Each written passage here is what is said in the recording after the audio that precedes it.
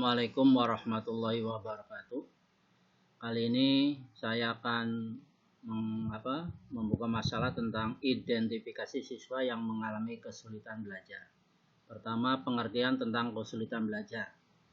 Kesulitan belajar merupakan sebab kegagalan belajar, tetapi tidak semua kegagalan belajar disebabkan oleh kesulitan belajar. Sekarang yang menjadi pertanyaan, kegagalan belajar yang manakah yang disebabkan oleh kesulitan belajar siswa? Nah, ini di sini akan diuraikan bagaimana caranya mengidentifikasi siswa yang mengalami kesulitan belajar dengan cara praktis dan sederhana. Kita susun dan analis hasil belajar siswa.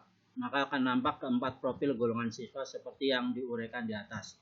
Contoh, misalnya si A ini pelajaran PMP mendapat 90, bahasa Indonesia 80, kemudian bahasa Inggris 90, matematika mendekati 100, IPA 90, dan IPS 90. Kemudian siswa B ini pelajaran PMP 70, bahasa Indonesia 70, bahasa Inggris 70, matematika 70, IPA 70, dan IPS 60.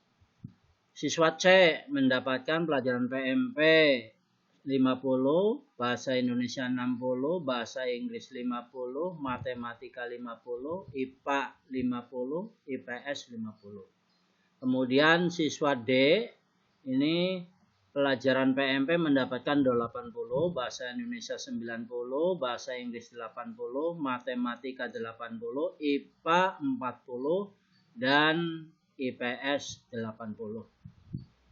Dari data di atas, maka dapat disimpulkan A merupakan profil siswa yang menguasai pelajaran dari siswa yang termasuk golongan siswa cepat belajar. Siswa B merupakan golongan siswa yang normal. Siswa C yang termasuk golongan siswa yang lambat belajar.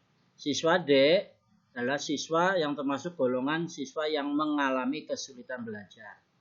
Jadi siswa yang mengalami kesulitan belajar adalah siswa yang pada umumnya sebenarnya mempunyai kemampuan belajar yang normal, bahkan mungkin di atas normal. Tetapi di dalam mempelajari kurikulum memperoleh hasil belajar yang rendah atau naik turun dari hasil belajar. Demikian pula dapat terjadi beberapa siswa dengan golongan yang tergolong siswa cepat belajar adalah golongan siswa dalam mempelajari kurikulum ini menghasilkan nilai yang tinggi dalam jangka waktu yang lebih singkat.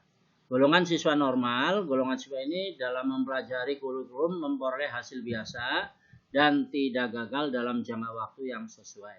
Golongan siswa yang lambat belajar, golongan siswa ini dalam mempelajari kurikulum memperoleh hasil yang rendah dan untuk menyelesaikan dibutuhkan jangka waktu yang lebih panjang. Nah, tadi golongan siswa yang mengalami kesulitan belajar, golongan siswa ini sebenarnya mempunyai kemampuan belajar yang normal atau di atas normal. Tetapi di dalam mempelajari kurikulum memperoleh hasil belajar yang rendah. Hal ini dapat dilihat pada naik turunnya hasil belajar mereka. Demikian pula dapat terjadi beberapa pelajaran memperoleh prestasi yang baik, sedangkan satu atau dua pelajaran di mana dia mengalami kesulitan belajar dan prestasinya rendah. Demikian uraian singkat, mudah-mudahan ada manfaatnya. Wassalamualaikum warahmatullahi wabarakatuh.